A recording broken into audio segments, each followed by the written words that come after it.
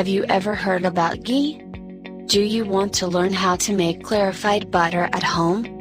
With an ever-growing search for healthier foods, a different kind of butter has been gaining fame, ghee butter. Did you know that to make ghee you remove all lactose and water, leaving only the fats of butter?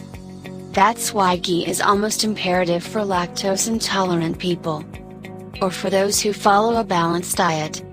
It is also used in Ayurvedic medicine and in Indian culture as a healing and rejuvenating food. Are you enjoying the video so far? Then, give us your opinion to help us know how we are contributing to you and your health. Also, leave a thumbs up and share the video with your friends. If you like butter, ghee goes perfectly well with everything that takes butter. Do you want to learn the recipe? Watch the video to learn how. Don't forget to like the video and subscribe to the channel.